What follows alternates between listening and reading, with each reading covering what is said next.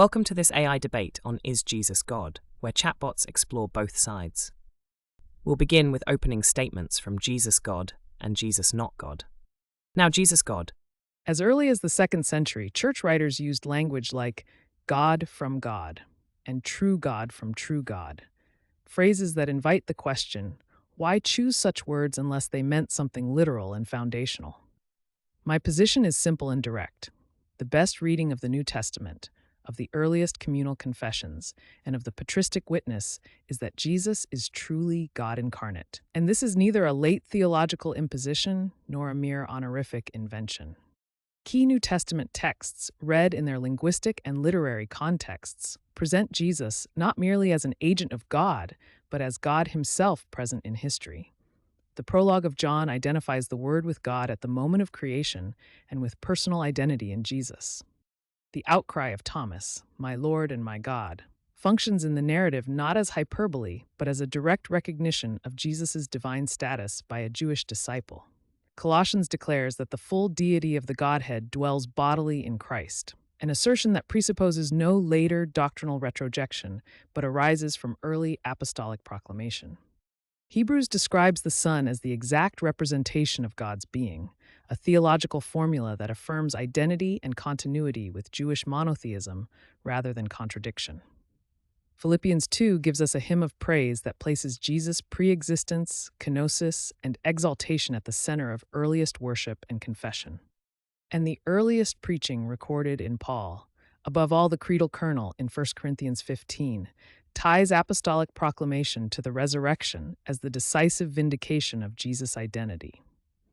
When you read these texts together, the cumulative grammatical, narrative, and cultic signs point to divinity claimed and received in the first generations. That is why the early confession, God from God, later found formal expression in creeds like the Nicene formulations. Communities were articulating what they already confessed in worship and scripture. The Chalcedonian formulation that follows preserves both the full divinity and true humanity of Christ in language meant to safeguard continuity with apostolic teaching rather than to invent novelty. The patristic corpus bears this out. Ignatius, Justin, and Irenaeus all speak in terms that treat Christ as divine in ways that are recognizably continuous with the New Testament witness. Critics will say that Jesus' prayers, his suffering, and his cry of abandonment make divinity impossible. But incarnation, by definition, is the one who is divine assuming human nature. So prayer and suffering belong to the human reality of the incarnate Word and do not negate divine identity. Indeed, the theological point of Philippians is that the humiliation of the Son serves divine purposes and is resolved in exaltation. Others argue that titles like Son of God were merely royal or messianic honorifics in a Jewish context. But Second Temple Judaism already contained categories for divine agency, exalted mediators, and theophanic figures. The New Testament uses those categories to make stronger, identity-forming claims about Jesus that go beyond ambassadorial or titular language. Some suggest the divine language about Jesus is later interpolation, yet the breadth of independent attestation across Paul, the Gospels, Hebrews, and early Christian hymns makes late interpolation an implausible hypothesis compared with the simpler explanation that early Christians recognized Jesus' divine status from the start. Above all, the resurrection functions as the historical vindication of Jesus' claims. The earliest witnesses interpreted the empty tomb and the risen appearances as God's decisive action confirming Jesus' identity, and that interpretation is the engine of the earliest proclamation. To deny that the resurrection grounds divine identity is to divorce theological claims from the historical center of apostolic faith. Philosophically, the doctrines of the Trinity and the Incarnation are intelligible.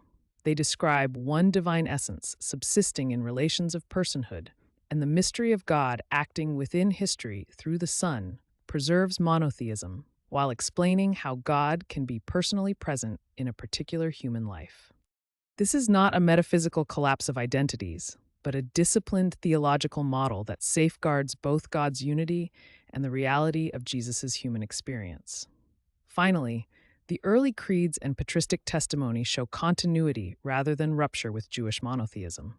Christians developed categories that allowed them to confess Jesus as the Lord of Israel while keeping the Creator's unique status intact, thereby reading Jesus' life, words, and resurrection as the climactic fulfillment of God's self-revelation. Now, Jesus, not God. Imagine a small community gathered around a charismatic rabbi after his death. Grief, reinterpretation, and memory work can transform how they describe him. I argue plainly and respectfully that Jesus was not God, but was understood initially as an extraordinary human figure, an authoritative teacher, a prophet, or an exalted messianic claimant, while claims of ontological deity developed afterward as communities commemorated, debated, and theologically shaped their memories. Consider first the earliest narrative we have. Mark's Gospel repeatedly portrays Jesus in terms we routinely use for fallible human beings.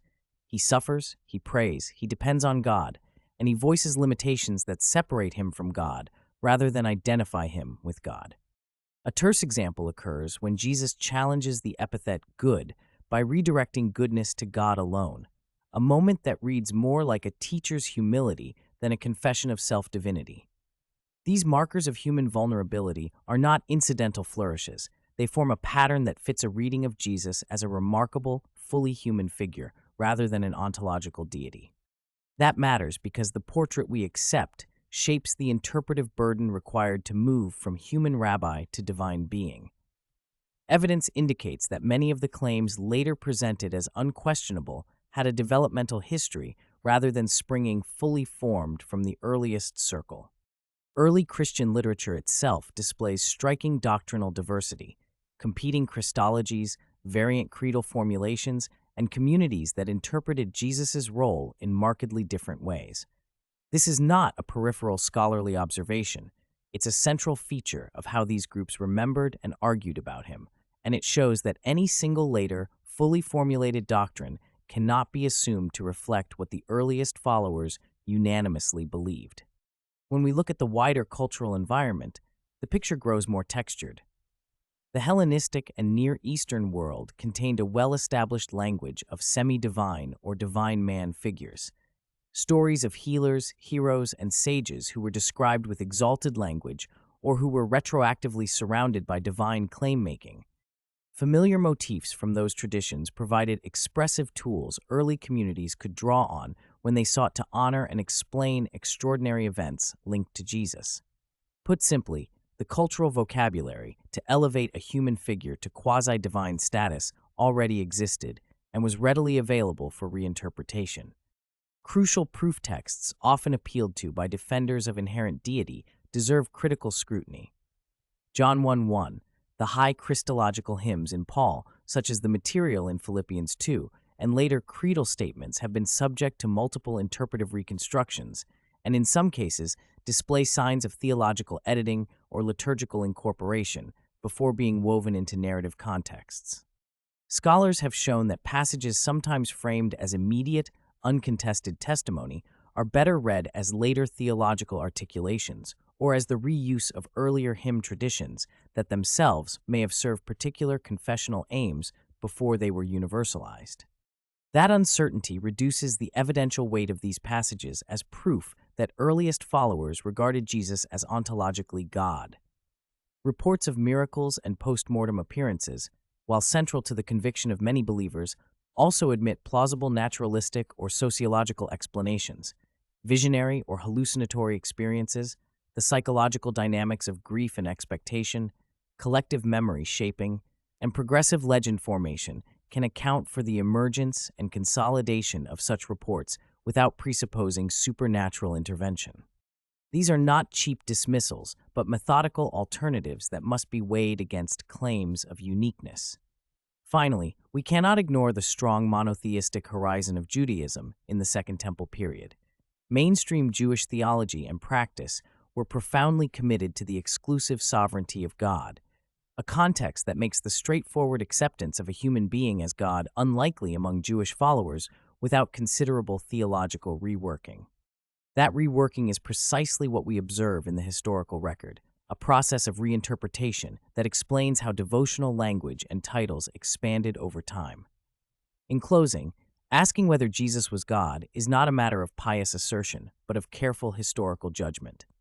When we weigh the earliest portrayals that emphasize human limitations, the clear diversity and development in early Christian belief, the cultural scripts available for elevating humans, textual ambiguities in key proof texts, naturalistic explanations for extraordinary claims, and the powerful monotheistic backdrop of Judaism, the most plausible conclusion is that Jesus began in history as an exceptional human agent, an influential rabbi, prophet, and messianic figure, and that explicit doctrines of his ontological deity emerged later as communities interpreted and consecrated their experiences.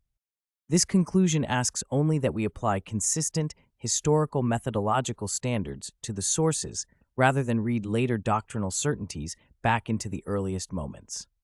Now let's hear the first rebuttals from Jesus God and Jesus not God. Now Jesus God. Start by naming the three strongest moves in their case. 1. The portrait of Jesus' vulnerability in Mark. 2. The claim that high divine language is a later theological development. And 3. Naturalistic explanations for resurrection appearances. Those are fair points, but they do not add up to the conclusion that Jesus was merely an exalted human. First, conceding Mark's vivid humanity is not a concession that Jesus could not be divine. The New Testament contains multiple independent early strands. Creedal confessions Paul records, the high hymnic material embedded in letters, and the Johannine prologue that speak of the Word who was God, of the one in whom the fullness of deity dwelt, and of the crucified and raised Lord who is worshipped. Those are not late footnotes. They are present at the heart of apostolic proclamation. If grieving followers simply sentimentalized a rabbi, why do we find consistent liturgical language of worship, confession of Lord and God, and assertions that the one raised by God shares God's identity already circulating in communities alongside Mark's gospel? That pattern cries out for the simpler explanation. Early believers encountered Jesus as more than a human teacher and articulated that conviction quickly and broadly. Second, the later interpolation thesis requires a massive, coordinated literary and theological conspiracy across independent authors and traditions. It is more economical to understand high Christological statements as authentic expressions of early faith, responses to the surprising historical claim that God had acted decisively in Jesus. The early creeds and hymns serve as compressed theology born of worship, not as clever retrospective inventions. Third, the alternative naturalistic account of resurrection appearances, visions, grief, group psychology, must shoulder the heavy explanatory burden. It must explain the empty tomb tradition, the multiple types of appearances reported, the rapid willingness of disciples to die for what they proclaimed, and the transformation of Jewish monotheistic devotion into worship addressed to Jesus. A collective hallucination theory does not account well for these facts. The resurrection claim functions as a vindication in the earliest preaching. Theologically, the coherence of the Incarnation and Trinity answers real problems rather than creating them. How can God remain one while God's presence is personally known in history?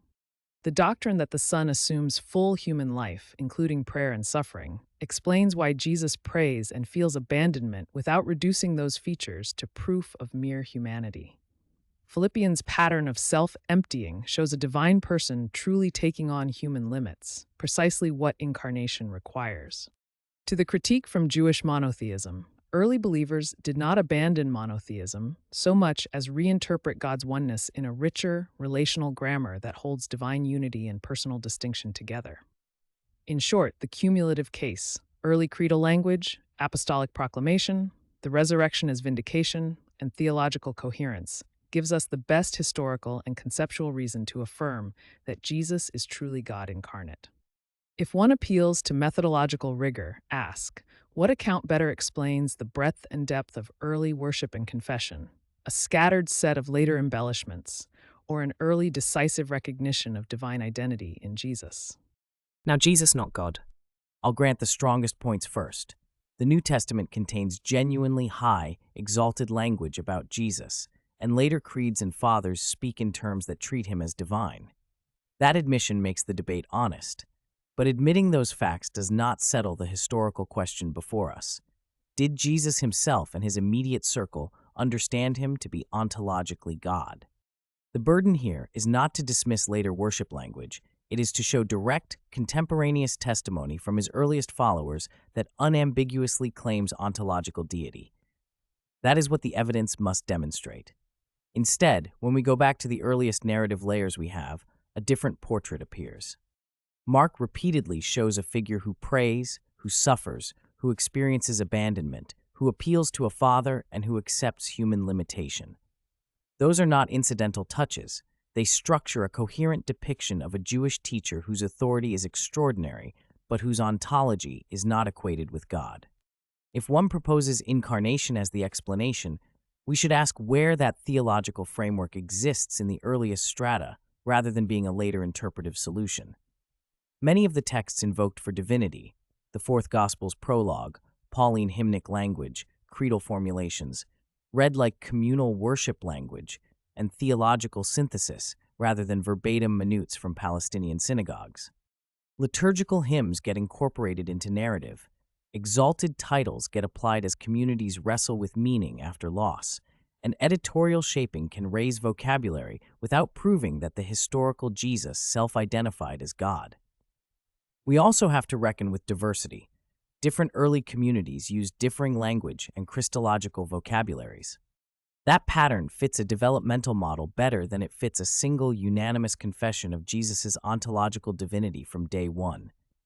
On miracles and resurrection claims, there are sober, non-supernatural hypotheses worth considering. Visionary experiences, grief-shaped memories, and communal storytelling that consolidates identity, which explain how conviction can form without immediate access to supernatural verification. Those explanations are not hostile dismissals. They are methodological tools that weigh competing hypotheses against available evidence. Finally, the cultural context supplied ready models for elevating remarkable humans. Divine man motifs and exalted mediators were part of the wider Mediterranean world, making it intelligible that disciples would come to speak of Jesus in divine terms over time. In short, the early sources you cited deserve respect, but they best support a story of development, an exalted, decisive human whose life, death, and the community's post-death reflections generated the language of divinity that later crystallized into doctrine. If we demand symmetry, extraordinary claims require the earliest, least theological witnesses. The safest historical reconstruction is development from exalted human to later divine identification. Show me the contemporaneous, untheologized testimony that directly calls Jesus God, and I'll change my view. Until then, the evidence favors development, not immediate ontological identity. Moving on to the second rebuttals. Now, Jesus God. Begin by acknowledging the three strongest moves my opponent just made. 1. The vivid portrait of Jesus' vulnerability in Mark.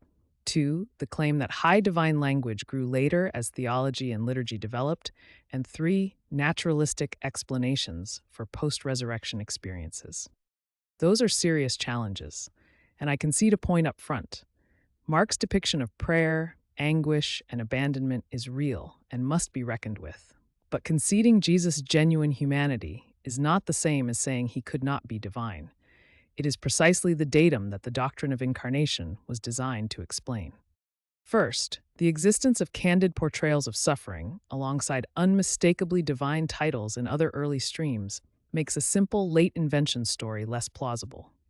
We find creedal and hymnic material circulating in the apostolic era that already worships the risen Jesus, confesses him in language that attributes divine status, and treats the resurrection as vindication. Why would a grieving group invent compact, repeatable liturgical formulas that, across different communities and genres, use the same vocabulary of worship, unless those communities were reporting an experience that warranted worship? Put differently, the fastest, simplest explanation for early, widespread worship is early conviction about divine identity, not parallel, unconnected acts of embellishment. Second, the development thesis demands an account of mechanism.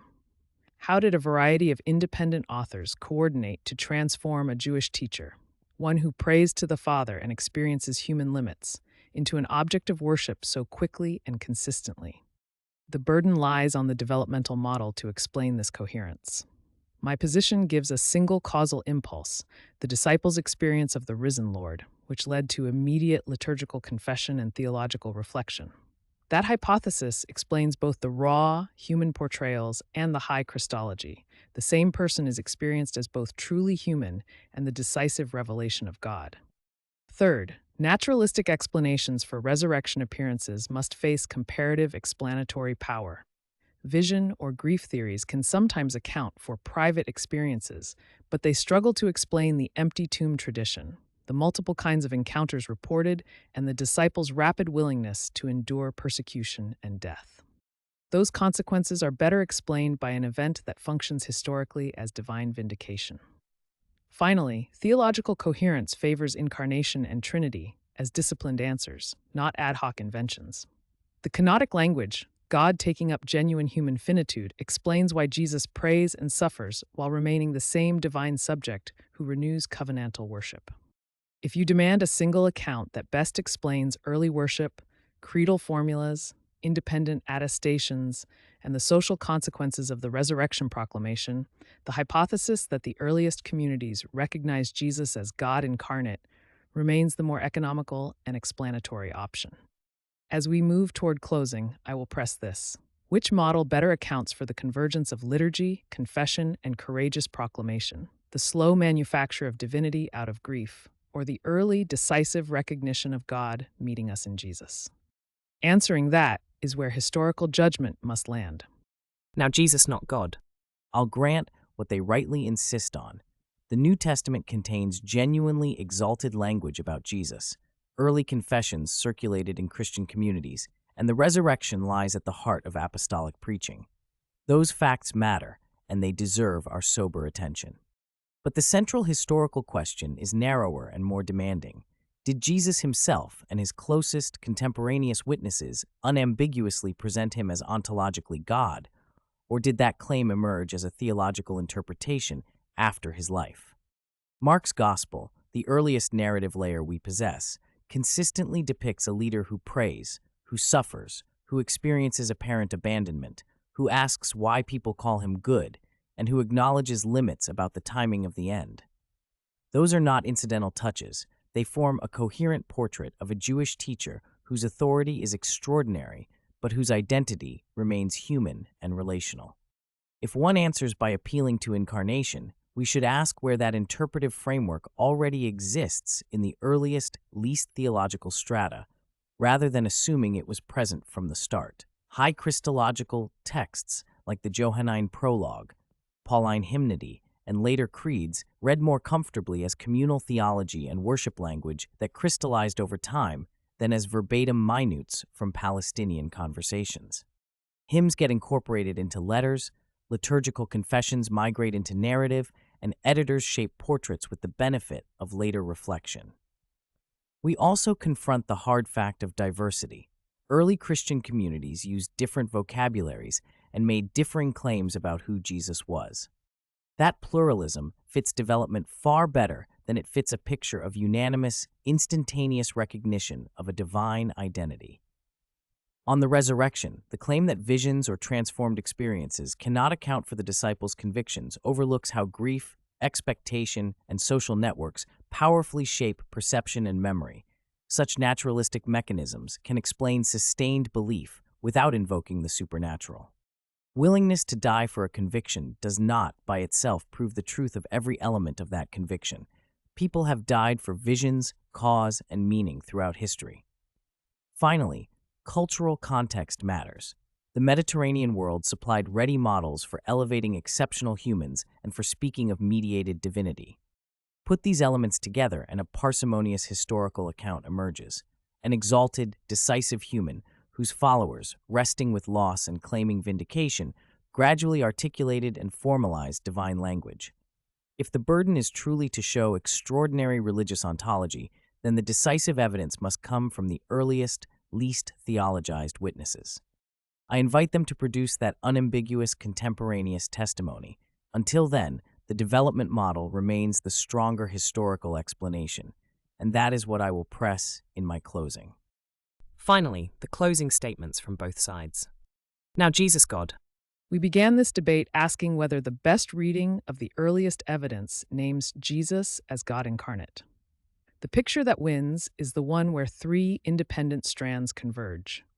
The New Testament's high affirmations, think John 1:1, Thomas's confession in John 20:28, Paul's language in Philippians 2 and Colossians 2:9, Hebrews 1:3, the unanimous early creedal formulations, and the historical claim of the resurrection as vindication.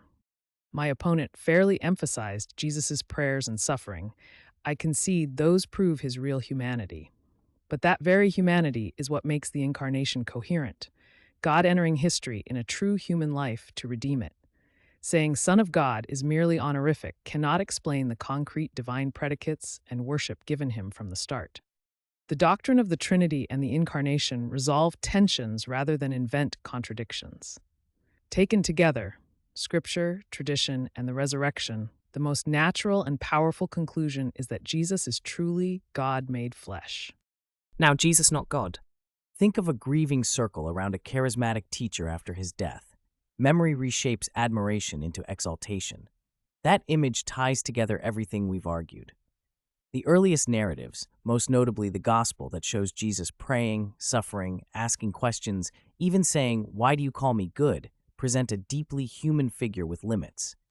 At the same time, we see a later theological trajectory, exalted titles, creeds, and high Christological language that can be traced to communities reflecting on extraordinary events and reinterpreting them in the categories available to them. Comparative patterns in the ancient world show how divine man motifs circulate. Natural explanations, visions, group experiences, theological development account for resurrection claims without leaping to ontological deity. Method matters. Weigh sources critically, honor monotheistic constraints in his milieu, and recognize early diversity of belief. If the question is historical truth rather than devotional claim, the most coherent explanation is that Jesus was an exceptional human whose followers, over time, transformed their testimony into divine language. That conclusion respects both the power of his life and the discipline of honest inquiry.